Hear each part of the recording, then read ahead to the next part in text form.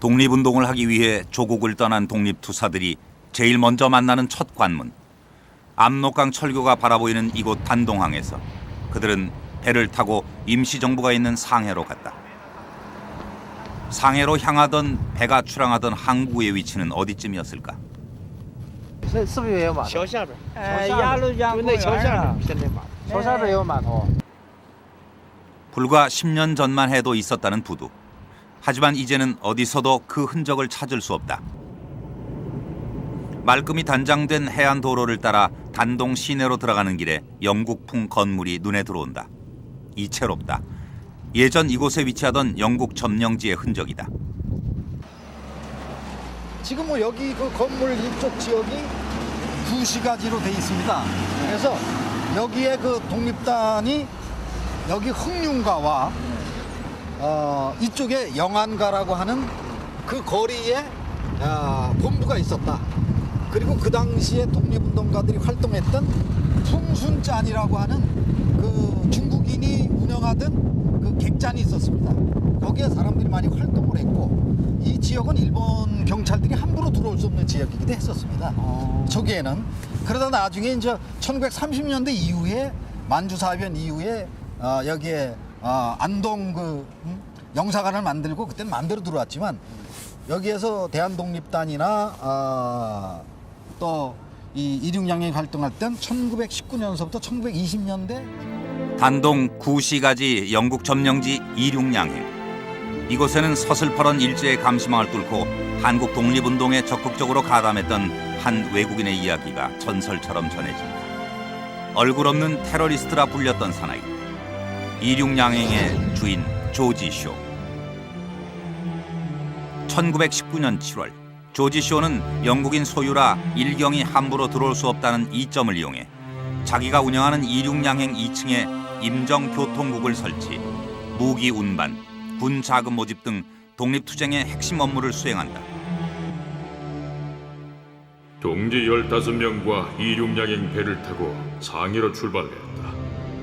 황해 바다를 지날 때 일본 경비선이 멈추도록 요구했으나 영국인 함장은 들은 채도 않고 전속력으로 달려서 무사히 상해에 닻을 내렸다. 안동 회사의 책임자는 샤오라 불리는 아일랜드인 테러리스트였다. 폭탄을 싣는 것은 샤오가 직접 지휘 감독했는데 그는 돈 한 푼 받지 않고 오로지 동정심에서 한국을 도와주었다. 이륙양행은 치외 법권 지대였기 때문에 일제는 독립투사가 있는 것을 알고도 잡지 못했다. 하지만 정작 본인은 한국 독립운동을 도왔다는 혐의로 결국 일제에 체포된다. 또 조지 엘쇼 같은 경우는 이제 내란죄로 구속을 시켰거든요. 왜냐하면 쇼만 제거하면 임정과 국내와의 고리를 차단할 수 있다. 그렇기 때문에 억지를 부려서라도 체포를 해야겠다. 이런 마음을 먹어줄 정도였으니까 쇼의 비중이 얼마나 큰가를 간접적으로 알 수 있습니다. 우리한테도 그 폭탄비는 전부 일본이 돈 낸 거예요. 그래서 나중에 우리는 돈이 없어갖고 나중에 임시정부에서 갚은 거라. 여기 분명히 임시정부에서 나중에 갚았다고. 임시정부. 왜냐면 뭐 건물 뭐 이런 것도 자기 마음대로 이렇게 할 수 있고 우리 한 그 초소에서 쭉 들어가서 그 따라서. 예, 이륙양이 요 건물일 겁니다. 이륙양행 건물이고. 그럼 얼마나 아일랜드를 몇 번 간지 몰라요. 아마 5, 6번 더 갔어요 내가. 근데 전혀 그런 없는 근거를 찾을 수가 없는 거예요. 왜 찾을 수 없었을까요? 하여튼 쇼때 가게에서 그 일가에 이뤘던 살았던 장소를 못 찾는 거예요. 뭐 사람들 나이 든 사람 알아보고 어디 그 오피스에 가서 알아볼 수 있다는데 전혀 아무도 모른다는 거죠. 제작진은 취재 중에 자신이 쇼의 후손이라는 한 할머니의 사진을 입수했다. 외국인 국가유공자 후손 초청 행사에 참석하는 친구를 따라 한국을 방문했다는 영국인 할머니.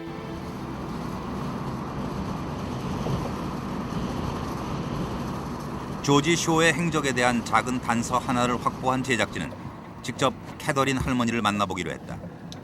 지금껏 알려지지 않았던 조지 쇼의 행적은 과연 밝혀질 수 있을까? 런던에서 자동차로 4시간 걸리는 영국의 한 시골. 주소 하나만 들고 할머니를 찾는 일은 생각보다 쉽지 않았다.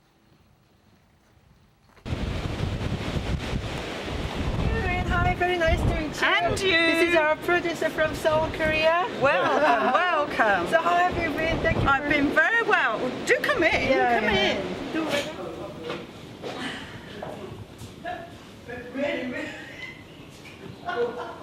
조지 쇼의 먼 친척이 된다는 캐더린 배티슨 부인. 화려하진 않지만 정갈한 기품이 느껴지는 집안 곳곳. 한국과 관련된 물건들이 눈에 띈다.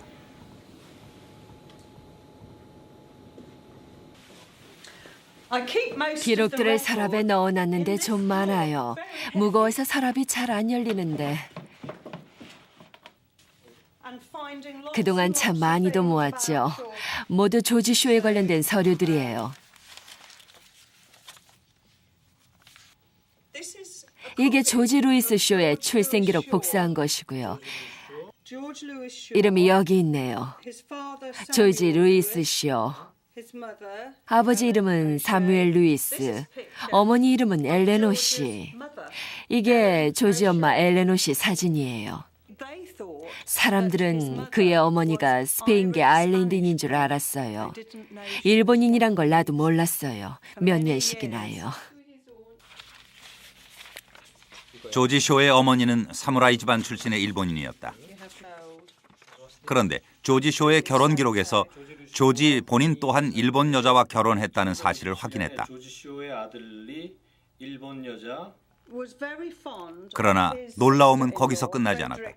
조지의 아들 역시 일본 여자와 결혼했다. 결국 3대가 모두 일본인과 결혼한 것이다. 그는 오랫동안 한국에서 일을 했어요.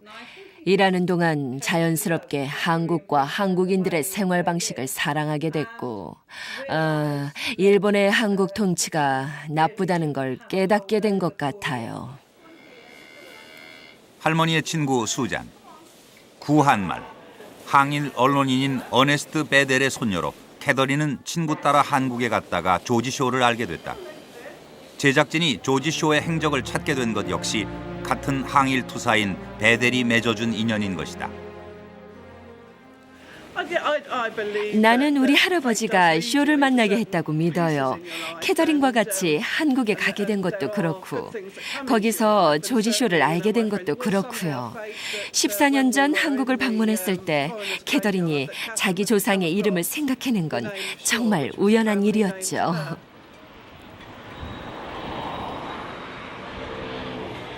취재진은 런던에서 조지 쇼의 행적을 추적했다. 먼저 조지 쇼가 근무했던 이륙 양행 본사인 자르딘 메디슨사를 찾았다. I have entered his name into the. We do have an archive at Cambridge University, and we don't have any information about Mr. Shaw.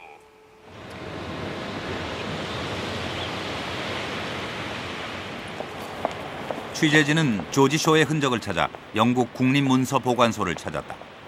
다행히 이곳에서 쇼에 관한 중요한 기록들을 확보할 수 있었다.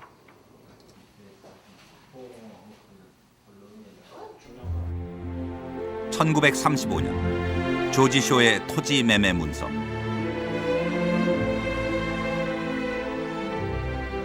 $30,000가 넘는 거래액으로 미뤄보아 조지 쇼가 상당한 재력가였음을 짐작해 한다.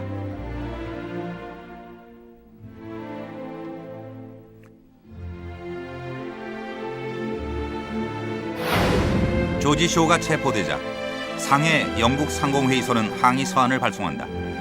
당시 쇼의 체포는 영국과 일본 간의 외교 문제가 될 정도로 큰 사건이었고 결국 4개월 만에 석방된다.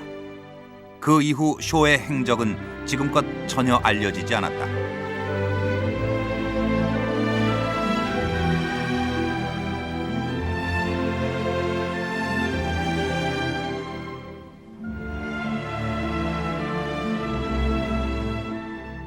조지 쇼의 사망 기록. 취재진은 지금까지 알려진 바와는 달리 쇼가 1943년 중국 푸차오에서 사망한 사실을 확인했다. 복건성 푸차오시. 푸차오는 앞바다가 수심이 깊어 대형 선박들이 정박할 수 있었기에 예부터 대외 무역항으로 명성을 얻었다.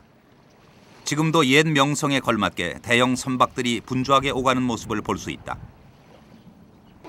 조지 쇼는 일제의 탄압으로 단동의 이륙양행을 매각한 이후 이곳 푸차오로 근거지를 옮겼고 대형 선박을 6척이나 소유한 거부가 된다. 번화한 푸차오 거리. 빠르게 변화하고 있는 중국의 여느 도시들처럼 푸차오 역시 현대적인 도시로 변모하고 있다. 쇼의 주소지 파고다 아일랜드. 푸차오시에서 20km 정도 떨어진 이곳 파고다 아일랜드에서 태어나고 죽었다는 사실을 확인한 제작진은 우선 단서를 확인하기 위해서 관공서를 찾았다.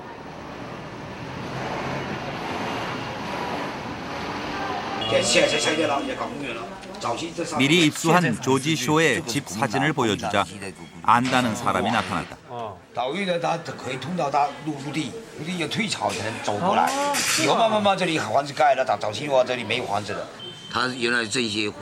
그는 조지 쇼를 기억할 수 있을 것 같다면서 주소를 하나 적어주었다. 푸차오 토바기로 오랫동안 공직에 있었다는 86살의 첸 다우장옹. 그는 먼저 푸차오의 옛 사진들을 꺼내온다. 빛바랜 낡은 사진들 속에는 조지 쇼가 활동하던 시절의 풍경들이 담겨 있다. 조지는 모르지만 동생은 본 적이 있어요. 부자구 사장 동생이라고 해서 기억이 나는데 당시 나는 학생이었습니다. 혼혈이라는 느낌보다는 그냥 외국인 같아 보였고 부자라고 거만하거나 그러지는 않았습니다.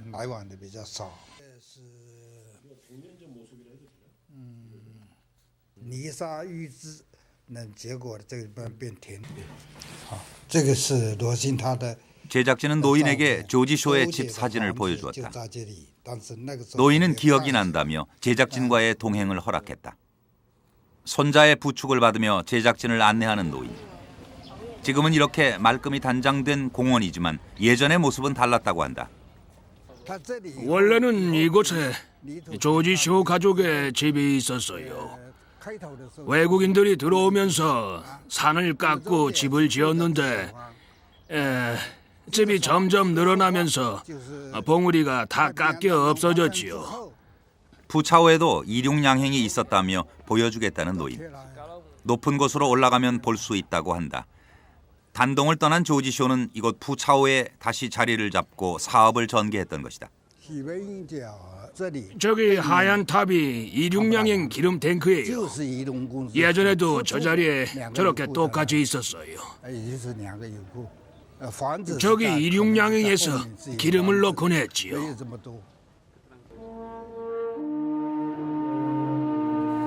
이곳 또한 바다의 사나이 조지 쇼가 활약했던 곳.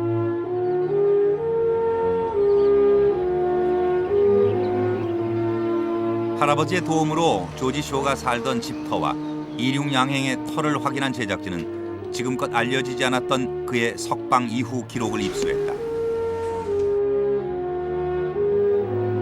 일본 외무성 자료에 따르면 1932년 6월 일제는 압록강 하류에서 쇼의 배인 신우호를 압류했다.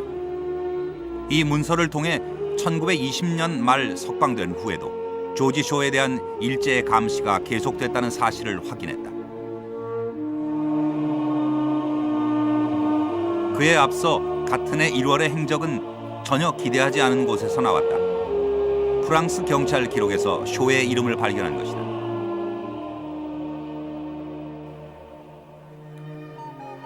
제작진은 취재 도중 한 권의 책을 입수했다. 캐나다에서 살고 있는 쇼의 조카가 쓴 이 책에는 쇼 집안에 알려지지 않은 가족사가 자세하게 나와 있다. 조지 쇼는 아버지가 파산하는 바람에 13살 때부터 일을 했고 한국에 있는 그웬돌린이라는 금광에서 일을 했다는 사실. 책 표지에는 1880년에 촬영한 조지 쇼의 가족 사진이 나온다. 푸차오의 집 앞에서 찍었다는 쇼 가족의 모습은 평화롭고 부유해 보인다. 이것이 바로 최초로 공개되는 조지 쇼의 사진이다. 앳되고 여리게만 보이는 이 얼굴이 20년 후 우리나라 독립운동에 큰 발자취를 남기게 된다.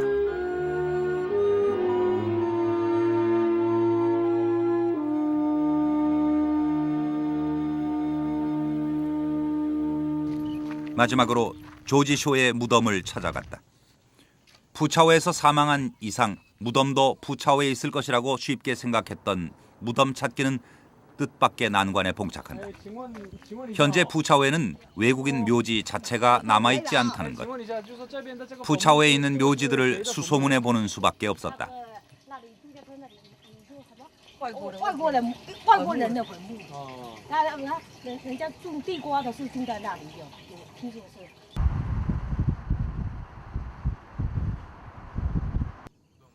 하지만 묘지에서 외국인 무덤의 흔적을 찾기는 어려웠다. 다른 무덤을 찾아봤다. 어디나 비슷한 모습인 중국 묘지.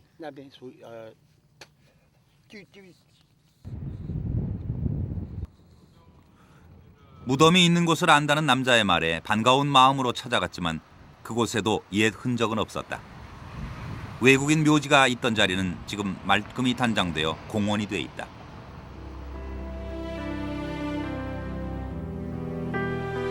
푸차오에는 더 이상 외국인 뼈가 없다. 중국의 외국인들은 문화혁명 때 재산을 몰수당하고 추방당한다.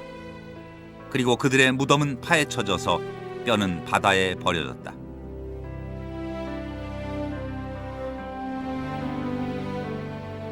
쇼가 감옥에 있던 1920년 8월 임시정부의 무기 수송을 도와준 이륙양행 주인에 대한 증언이 있다. 광복군 사령부 군정국장이었던 김승학의 망명객 행정록에는 이륙양행 배로 무기를 수송해 광복군에게 전달했다는 생생한 기록이 나온다. 또 한 사람, 이륙양행의 주인. 그는 과연 누구일까? 쇼가 동생 로버트와 함께 일했다는 책 내용에서 그 질문에 대한 답을 찾을 수 있다. 또 한 명의 숨은 영웅. 그는 조지 쇼의 동생 로버트 쇼였다. 일본인 엄마에게서 태어난 두 형제가 한국 독립운동에 지대한 공을 세웠다는 사실. 참으로 아이러니한 일이 아닐 수 없다.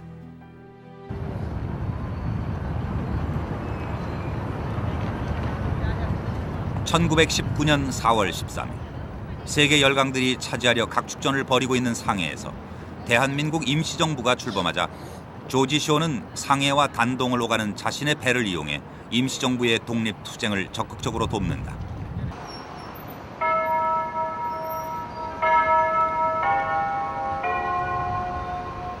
최첨단 고층 빌딩이 즐비한 상해는 예로부터 동북아 최고의 국제 항이자 아시아의 관문이었다.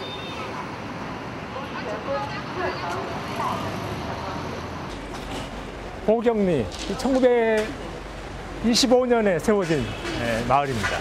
이 일대가 전부 프랑스 조개 지역입니다. 특히 마당로 306동 4호는 임시정부가 주재를 했던 지역이고 이 근처에 임시정부 요인들이 흩어져서 살고 있었습니다. 그리고 그 외에도 많은 한국인들이 이 보경리를 중심으로 한 프랑스 조개 지역에 거주를 하고 있었습니다. 당시 상해에는 일본 세력 지역과 영국 조개, 영미 공동 조개, 그리고 프랑스 조개가 설치돼 치열한 세력 다툼을 벌이고 있었다. 프랑스풍 건물이 아직 남아있는 이곳은 예전에 프랑스가 점령했던 지역으로 임시정부 청사가 위치한 곳이다. 허름한 건물과 빨래, 얽혀있는 전선들. 한 나라의 정부 청사라기에는 초라하기 그지없는 환경이지만 우리의 독립의지는 한순간도 시들지 않았다. 임시정부는 1932년 상해를 떠날 때까지 13년 동안 이곳을 근거지로 독립운동을 전개한다. 임시정부가 그 상해의 프랑스 쪽에 위치했던 것은 그 프랑스 쪽에는 공공조개나 일본조개와는 별도로 공무국이 있어서 그 프랑스 공무국이 그 치안을 담당했습니다. 그래서 일본 영사관 경찰이나 다른 그 일본 세력이 침투할 수가 없는 지역이었죠. 임시정부의 활동 범위는 세계로 뻗어 있었다. 단동에 교통국을 설치하여 임정과 국내를 잇는 전초기지로 삼았고 샌프란시스코 인근에 윌로스 비행학교를 설립해 조종사를 양성했다. 서재필의 필라델피아 통신부와 이승만의 워싱턴 미주위원부는 후에 하나로 통합되며 영국에서는 언론인 맥킨지의 도움으로 한국 친우회가 결성된다. 세계의 문화와 유행을 주도하는 유럽의 중심 도시 프랑스 파리. 90년 전 이곳은 전 세계 정치와 이념, 문화의 명실상부한 중심지로 각국 외교 활동의 핵심적 무대였다. 파리 샤또덩 38번지. 파리 어디서나 쉽게 볼 수 있는 평범한 아파트에 현판이 하나 걸려 있다. 파리 위원부 사무실이 있었던 이 건물은 아마 90년 전에도 지금의 이 모습과 크게 다르지 않았을 것이다.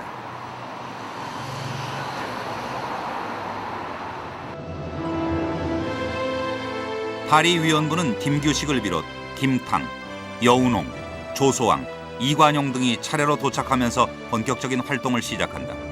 그리고 불과 5개월 만에 큰 성과를 거둔다. 조소왕과 이관용은 제2인터내셔널에서 한국 독립안을 승인받는다. 황기화는 영국 언론인 맥킨지의 도움으로 영국 의회의 한국 친우회를 설립한다. 교황 베네딕토 15세는 핍박받는 한국인들이 하루빨리 해방되기를 바란다는 서한을 파리 위원부로 보내온다. 1919년 3월에서 이듬해 10월까지 1년 5개월 동안 프랑스를 비롯한 유럽 각국 신문에 500회 이상 게재되는 성과를 올린다.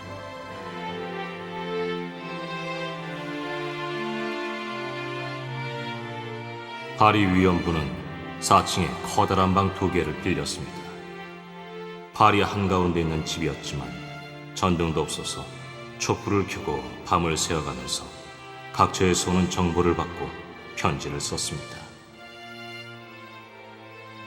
김규식 대표를 비롯해 우리들은 실로 눈코 뜰 새 없이 분주한 날을 보냈습니다. 1919년 8월 8일에 김규식 박사 환송 연회가 있었는데 그 연회에 저명 인사 80여 명이 참여했다고 전하고 있습니다. 근데 우리가 생각해 볼 때 김규식 박사가 5개월 남짓 파리에서 활동하면서 어떻게 이 많은 저명 인사들을 모아서 모인 가운데 환송회를 할 수 있었을까라는 거에 의문점을 갖게 되는데 그 의문점의 해답을 루이 마랑이라고 하는 그 인물에서 찾을 수가 있습니다. 지금껏 국내에 알려지지 않았던 루이 마랭. 그는 왜 파리 위원부 행사에서 연설을 했을까? 루이 마랭의 흔적을 찾기 위해 그의 고향을 찾았다. 파리에서 출발한 지 5시간 만에 알자스 로렌 지방의 작은 마을 부리야르에 도착했다. 고향 사람들은 그를 기억하고 있을까? 준비해간 자료를 보고 사람들은 반가워한다. Ah oui, c'est un appartement qui est là. Ouais. Là, et puis de l'autre côté, c'est à louer. Mais il y a des courants d'air plein là-dedans.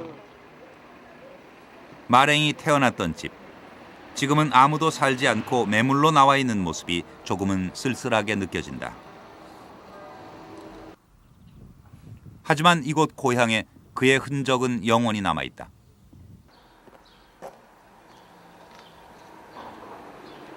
부리야르의 역사를 전문적으로 연구하는 지방 역사학자를 찾아갔다.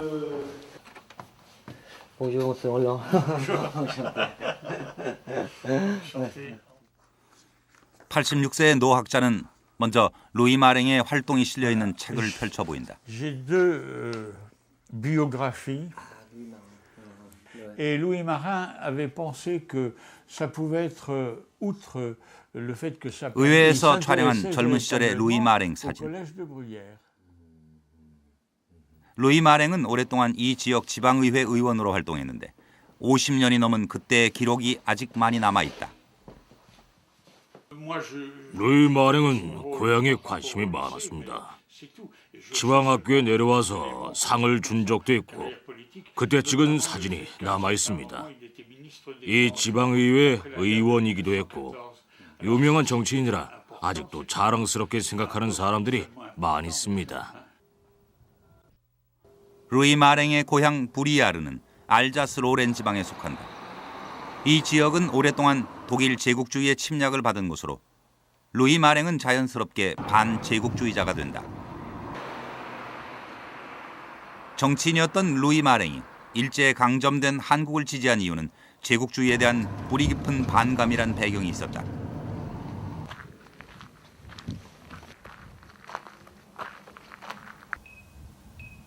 루이 마랭의 무덤. 후손이 없다는 사실을 확인할 수 있었다. 루이 마랭은 유명한 정치가로 의원이었습니다. 1905년에 25이란 젊은 나이에 처음 의원으로 선출되었고 1919년 한국 친회를 조직할 무렵에는 50세로 이미 훌륭한 정치 경력과 경험을 가지고 있었기 때문에 친회 활동에 유리했습니다.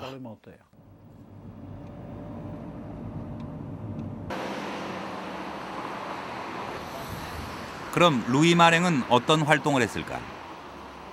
이곳은 루이 마랭이 오랫동안 소속돼 활동하던 프랑스 지리학회. 마랭은 이곳에서 수많은 강연회와 토론회를 주관했다.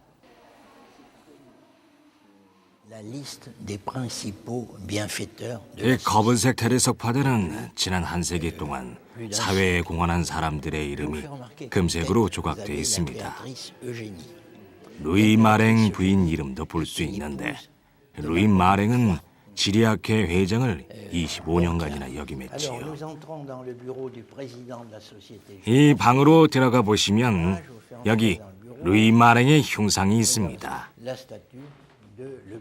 지리학회 역사상 큰 공헌을 한 인물로 학회 역사상 영원히 남을 사람입니다. 손때 묻고 빛바랜 책과 문서들이 오랜 역사를 말해주는 지리학회 서가. 이 속에서 제작진은 1901년 루이 마랭의 한국 여행기를 발견했다.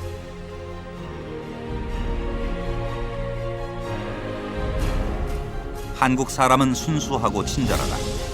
마랭은 여행 후 한국에 대한 소감을 이렇게 밝힌다. 파리를 출발하여 폴란드, 러시아, 만주와 대련을 거치는 긴 여정의 끝이 바로 한국이었다.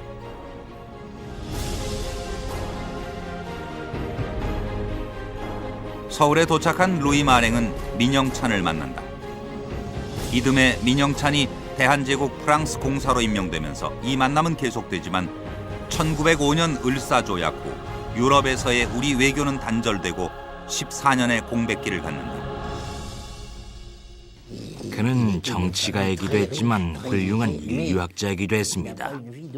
한국에 관련된 강연회를 여러 번 개최했지요. 한국을 비롯한 극동 지역 여행이 그의 반제국주의적인 활동에 큰 영향을 끼쳤습니다. 루이 마랭이 구성한 타원 평화위원회에서는 샬레 교수를 한국에 파견하는데 샬레는 서울에서 3.1운동을 직접 목격하고 충격을 받는다.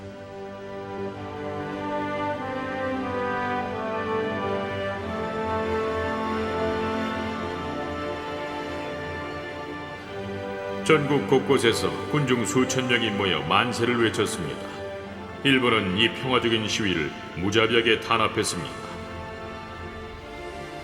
일본인들은 해를 끼치지 않는 군중들에게 마구 총질을 해댔고 수많은 평화적인 한국인들을 죽였습니다.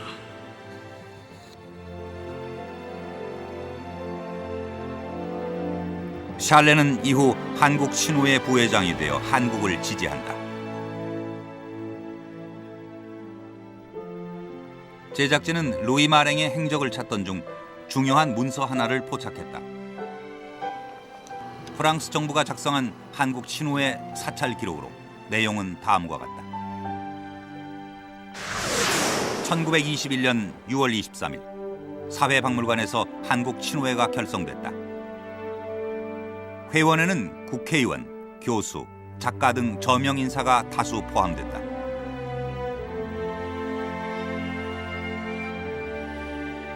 한국 친후회는 일본에 합병된 한국의 독립을 지지하고 파리 위원부가 발간하는 자유 한국 출간 비용을 지원하기 위해 설립한다. 회원들의 면면을 살펴보면 공화국 연합당 총재를 비롯해 하원 의원, 노벨상 수상자 등이다.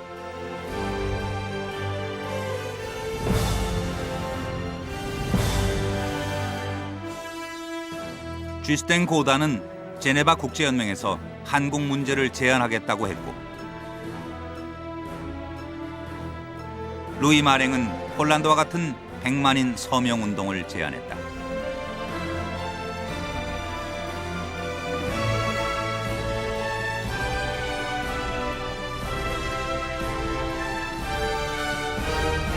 루이 마랭이 설립에 참여했던 폴란드 친후회는 지금도 이어져 폴란드 도서관을 운영하고 있다. 폴란드 도서관 자료실에는 폴란드 친후회와 관련된 옛 기록들이 고스란히 보존돼 있다. 흥미네. 잠깐만. 영수증들. 해방과 한국 전쟁 중에 임시정부의 귀중한 자료들을 잃어버린 우리로서는 부러운 일이 아닐 수 없다. 아, 100만 명 서명. 100만 명 서명. 빛바랜 서명들. 이것이 바로 루이 마랭이 폴란드 친후회에서 실시했던 100만인 서명운동 자료들로 폴란드 독립을 이끌어냈다. 그는 한국 친후회에서도 이와 같은 대중운동을 계획했다.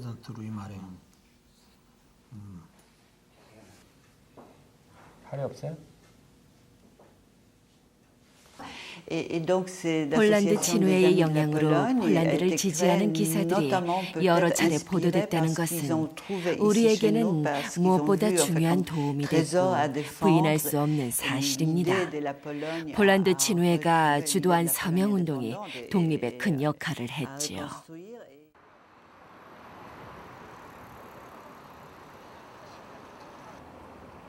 국제연맹 회의에 한국 문제를 상정하겠다고 한 친후회 부회장 고다.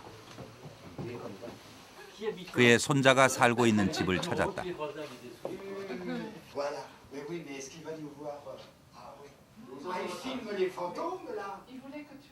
품격이 느껴지는 집안이 인상적인데 집주인은 할아버지의 유물들을 자랑스럽게 꺼내 보인다.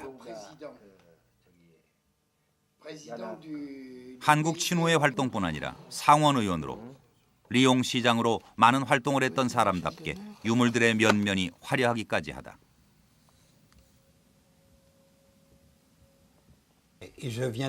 저는 우리 할아버지가 하신 일이 자랑스럽다고 생각합니다.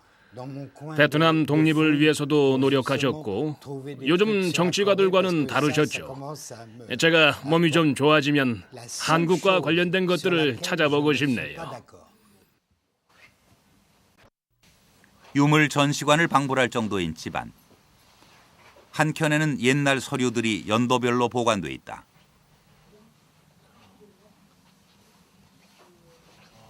(100년도) 더 된 이 서류들 속에는 우리가 알지 못하는 밝혀지지 않은 역사가 숨어 있을 것이다.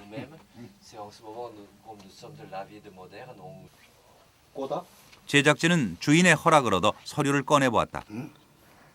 그리고 한국 친후회가 침체될 수밖에 없었던 한 가지 단서를 찾을 수 있었다. 그리고 이 한국 친후회 창립 총회.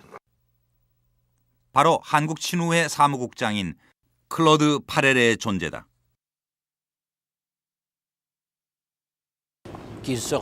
친후회 멤버 중 클로드 페레레는 아주 모호한 인물이었습니다. 그는 일본과 매우 가까웠고 또 일본 정부와도 아주 가까운 사이였습니다. 왜 그렇게 일본과 가까웠을까? 제 생각에는 일본이 그를 후원해 주었고 그에게 필요한 것을 제공해 주지 않았을까 하는 그런 생각이 듭니다. 사무국장이 공공연한 친일파였다는 사실. 한동안 한국 친후회는 침체를 겪지만 1932년 친후회가 상해 임시정부를 도운 증거가 나타난다. 1932년 4월 청년 윤봉길은 일본군의 전승 기념식장에 들어가 폭탄을 던진다. 그 결과 일본군 사령관이 사망하자 일제는 백지 영장을 남발해 독립운동 세력을 소탕하려 한다. 이에 인권연맹은 일제의 임시정부 탄압에 대해 항의 서한을 보낸다. 인권연맹은 한국과 어떤 관련이 있길래 이런 서한을 보냈을까?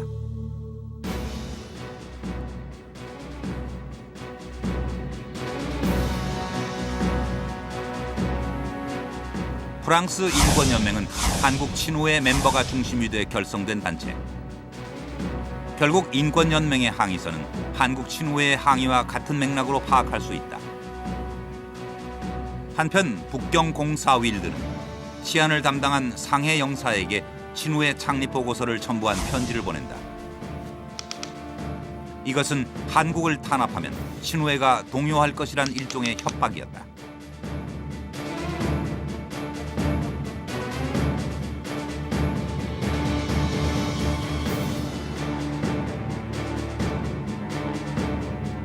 결국 윤봉길 사건에서 한국인 체포는 최소화되고 마무리된다.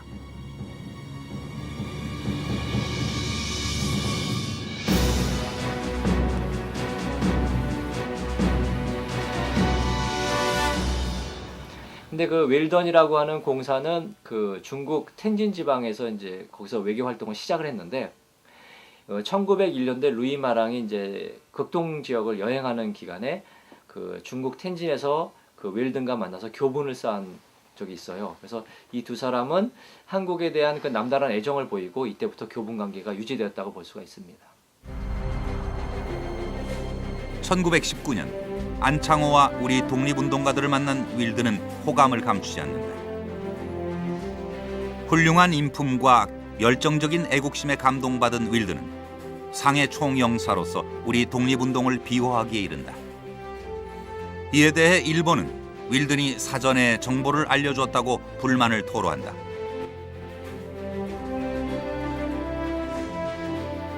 그러나 윌든은 이러한 항의에 더욱 강력한 답변으로 응수한다.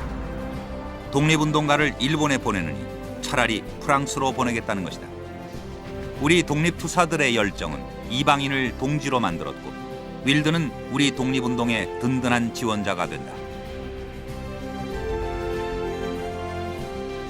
그러나 외교에는 영원한 적도 영원한 동지도 없는 것. 윌든이 물러나자 우리에 대한 프랑스의 지원은 중단되고 음모가 시작된다.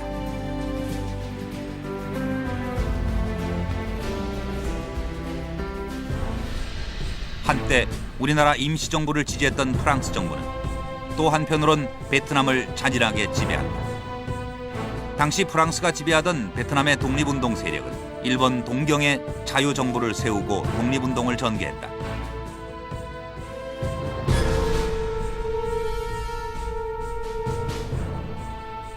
윌든의 후임으로 상해에 부임한 영사는 윌든에 대해 불만을 토로한다. 윌든이 원칙에 어긋나게 임시정부를 도왔다는 것이다. 그리고 곧 한국과 베트남 간의 독립운동가를 교환하자는 의견을 보인다.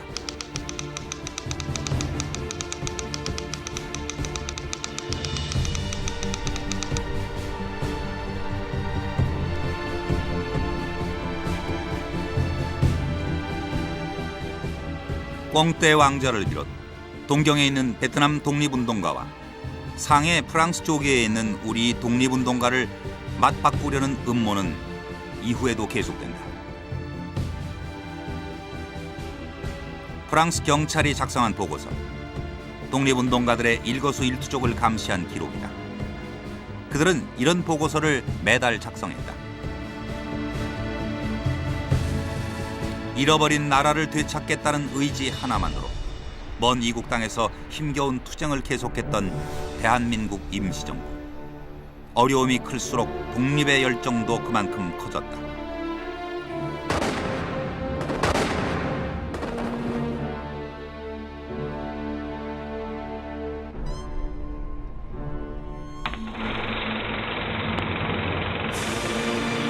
우리의 진실하고 뜨거운 독립의지가 있었기에 푸른 눈의 이방인들도 우리를 도와 독립운동에 참여할 수 있었다.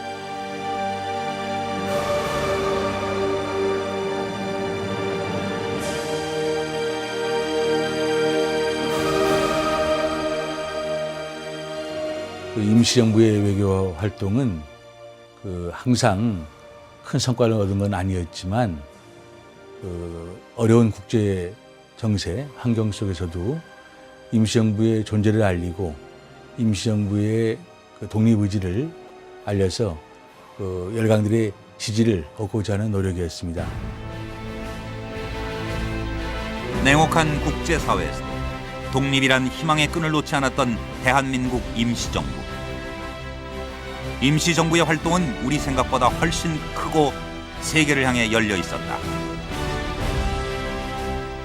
그리고 임정의 이러한 활약 뒤에는 한국을 위해 헌신한 보이지 않는 영웅들이 있었다.